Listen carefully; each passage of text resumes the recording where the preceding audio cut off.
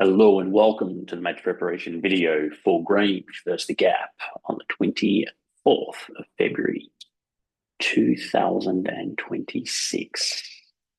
Starting lineup. The much anticipated starting lineup for this fixture is as follows. From the back, Mick starting in goals, maintaining his place as, well, the only goalkeeper in the squad. Zach Mason and Isaac, after an impressive outing last week where they played the full 80 minutes, marshalling the back line well, they get to start and continue on that good works. At right back, we have Francis, where he has been an immovable object so far in our first two games, and Luke Williams, balancing defence and attack as a deadly combination. In the middle of the pitch, we have Max, who will start at defensive midfield, marshalling the field in front of the centre-backs. We have Riley, who will be our box-to-box number 8 to begin with. Danny starting in at attacking midfield, tucked in behind Nathan.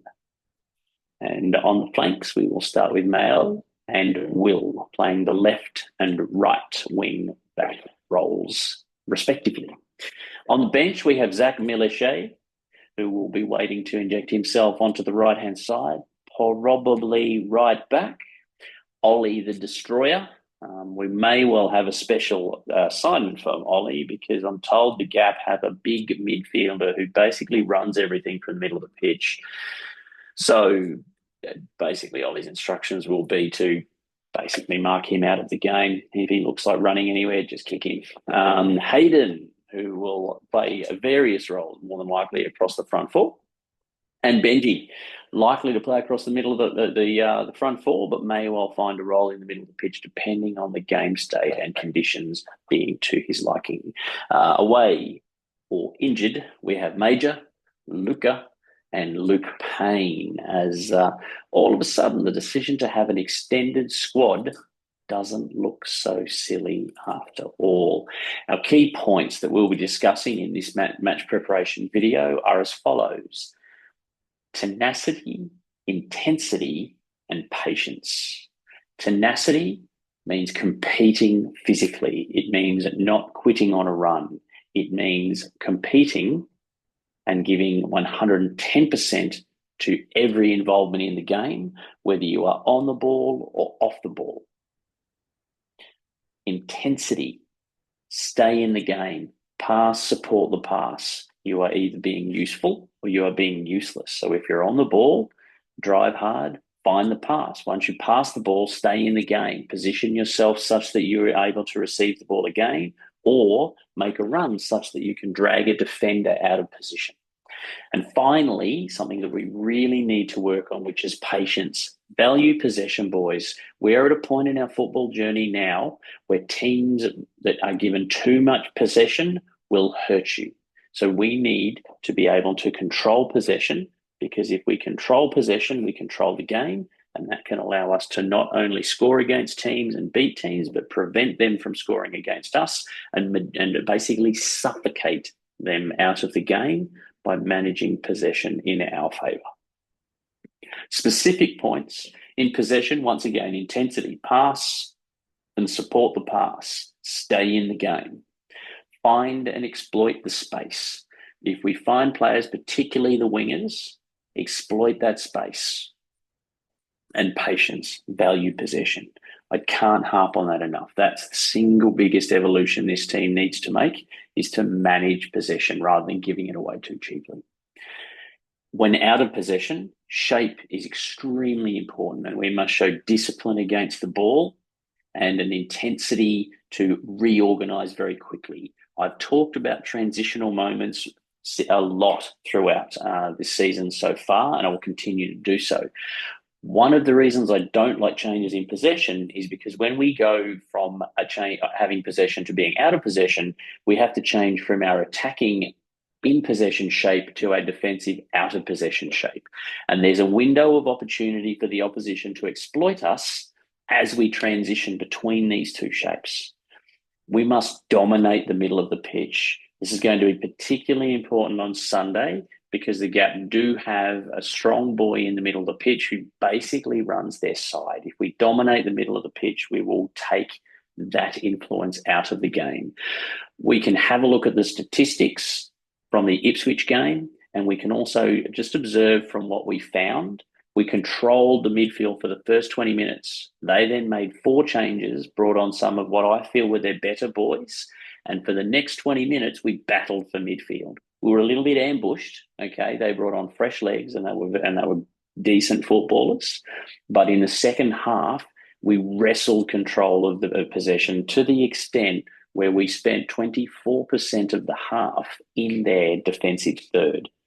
Okay, now that was either them trying to play out or us trying to attack.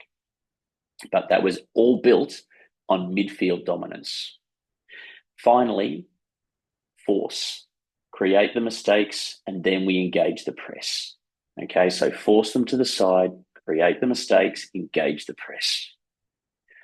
Now, I've created a couple of points to illustrate these things, which are all going to come out of the Ipswich game. Now, in terms of finding the space, okay,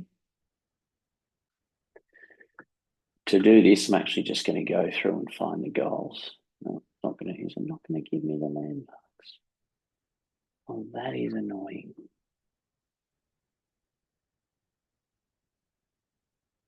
Analytics, clips, events. So in theory, we should just be able to scroll down here and go to the goal. Now, this is the first goal. This was Will. I'll just pause that. We'll go back a little bit further.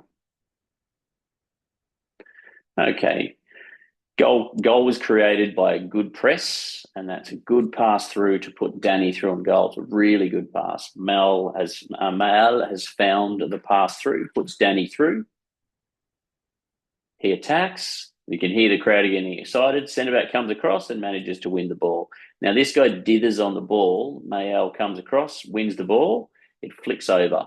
Will comes into possession. And if we watch Will, and you can actually see Mal's hand. He's gesturing that he wants the ball. So Will respects the call and he passes it to Mal. And then Will is going to execute a run over this way in anticipation that he can gather the ball and shoot. And let's see how it happens. Passes the ball to Mal. Mal passes through. Now notice this is a really good pass. The opposition. And this highlights a number of things. It highlights the importance of transition because they were in possession playing it out. We've had a press win. You can honestly, all these boys, there's 6 of them, but you could put a handkerchief over all of them. Danny's returning on side. And what Will is going to do is he is going to dribble. I need a different icon for dribbling. He's going to dribble over here. He is then going to bang it into the net. So let's watch this happen. This gets us off the mark. Takes a touch, lines it up. Keeper didn't do a hell of a lot wrong. It's just a really good shot. Notice it's low and hard. You can see the scorer, the score up here has already changed. The ball hasn't gone into the goal. It's already showing Grange 1-0. Bang, in she goes. Fantastic finish, really good passing. We need to acknowledge Mayal's pass in there because it was a really good pass. Now, that's an example of taking the first time ball and playing the player through. I want to go back to 435 because this is an example of playing through. We'll go back a little bit further than that.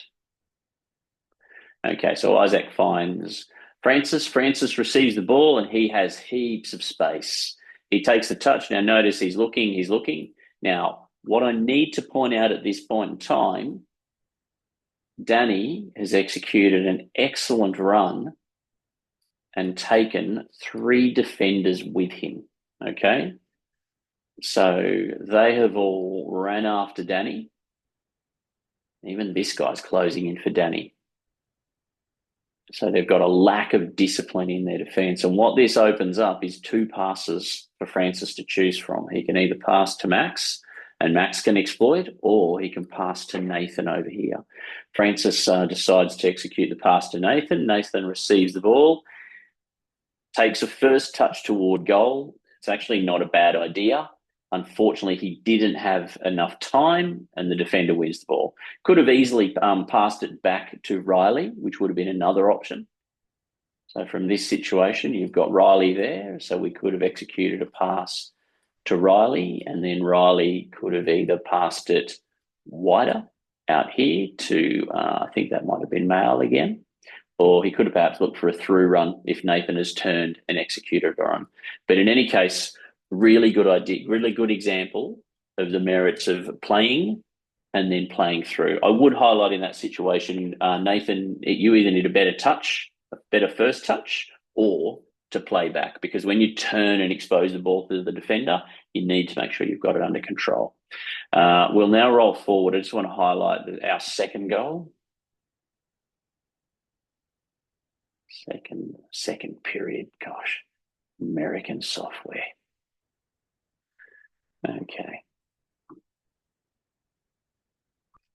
Okay, so playing the ball through. Mal's got the ball now. This is a good, whilst I say we should play through, if you spot the pass and you're good enough to put it through there, bearing in mind you've got to be good enough to put it through there. So you can see Luke has got the right side. Their back line is just all over the shop. I talk about this with us, but you look at like their back four. They're all over the shop. And I'm assuming it might even be that that's their centre back dropping back in. But 72-17, we were dominating the middle of the pitch. They just could not get out of their half. They were really struggling. But what Mal has recognised in possession here is he has recognised that he has Luke, and you can see Luke gesturing to all of the space that he has in front of him. He owns that space, the space between him and the keeper. The keeper's back. The keeper hasn't come forward. So really, really well-weighted pass. Wasn't too heavy. Luke's onto the run. Now really good here. We've got Benji covering off the far post. Luke's good enough to finish. Bang. Now there's another couple of examples which I showed in the main match review. But this is a good example of finding the space. There's a difference between this pass and finding the space and kicking to a bloke who had three people on him. If we consider the previous example, which I showed with Danny, that would have been an example of just kicking to someone who had three people on him, which just wouldn't make a whole lot of sense. In this instance, the next example that I'm going to move on to is an example of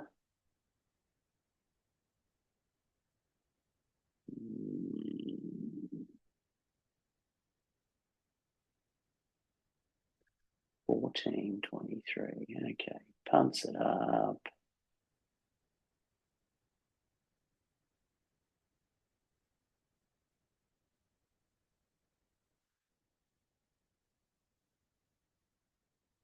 All right, so this, as we roll it through, yeah, so just forcing the pass. In this situation, we've just kicked the ball into nowhere. Easier ball there. This is not actually the example I was trying to illustrate. I'm not sure what's happened with my notes in this case, but the better option here would be to roll the ball back, and then we can just work some passes. Okay, so we can pass the ball back, pass the ball here. That gives us this option, perhaps even gives us some more direct option out here, as opposed to forcing the pass into here, hoping to find, I think that might be Luke Payne in there. Low probability pass. He's got two defenders, all of whom are closer. You're screened off. That's probably not really going to be a good pass, and it ended up being a blue win. Now, so it was 14-38. I had a footnote here for 14-23. I'll go back and have a little look before.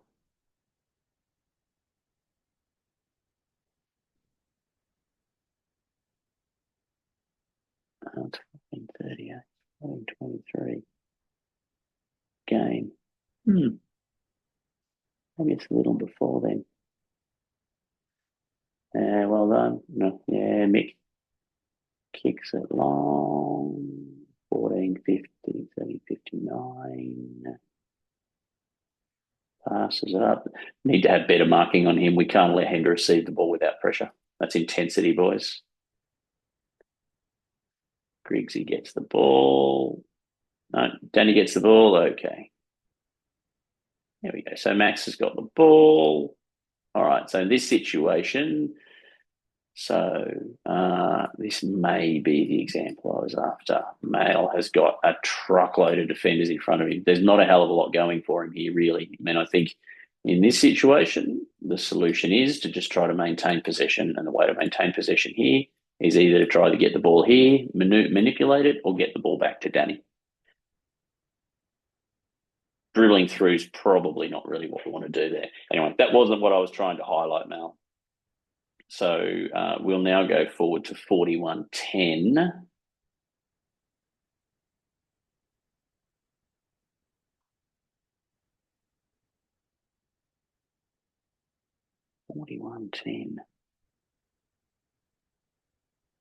See how that's going to be 41-10 because that was half time.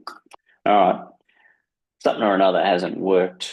41-10. It's at 41-10 in game. Okay, I see what's happened. The drinks break's created a gap, a difference between the okay, so 41-10. So 41-10. Here we have it. So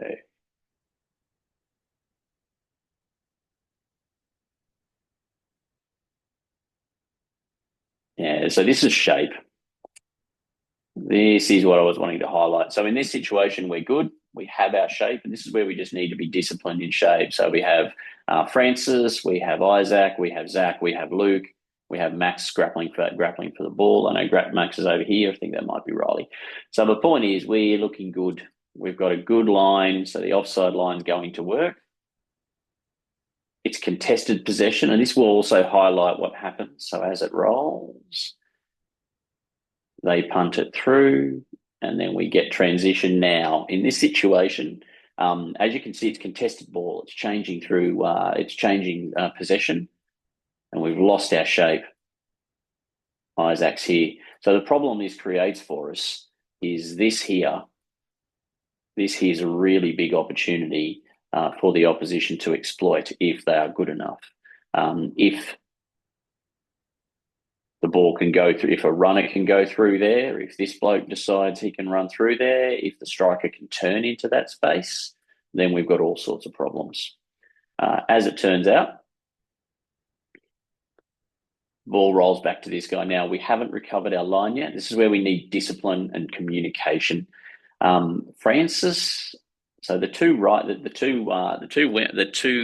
fullbacks, Francis and Luke, are both in good positions. Isaac's marking this chap, so there's not a lot of talk. Zach's marking this guy. Isaac's kind of marking him. Francis is kind of tucked in.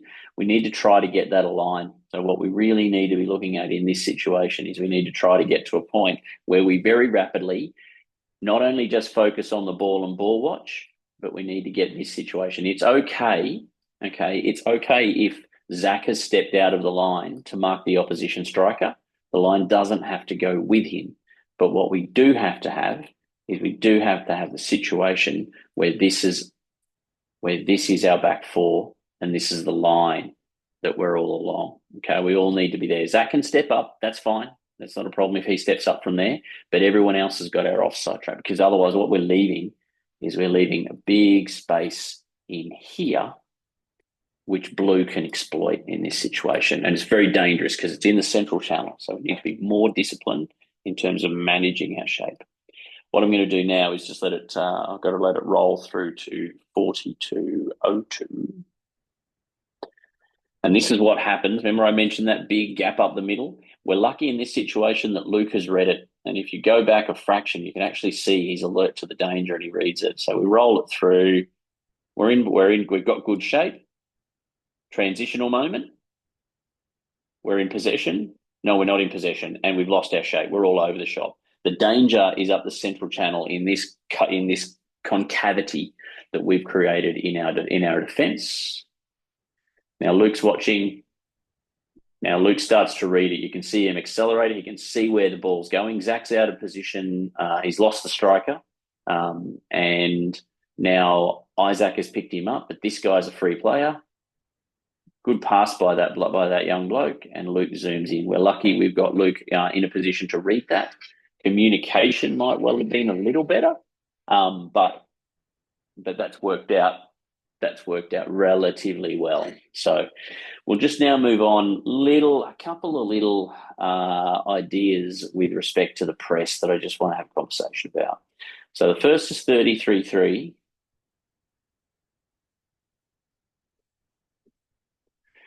Now, what I don't like here, too aggressive. Wow, really aggressive. And if we watch as it unfolds, the defender escapes. Now, what we need to do if we're up front, and we're generally pretty good at this, is you need to bend that run. So you need to bend the run, but you need to come in beside him because you don't want to come in behind him, if that makes sense. And if we watch it play out, he's got in front, so he's got the opportunity to have a look. Now, we're lucky everyone else is marking up well. The right back has dropped to try to receive. But if he's allowed to do that, then he forces Danny to say, all right, well, do I let him keep running or do I come to him? And that will free a player. So we just need to be more deliberate in our press. If we then go to, now these are the benefits and what we're trying to achieve with the press. It's what I really like about this press, if I'm completely honest.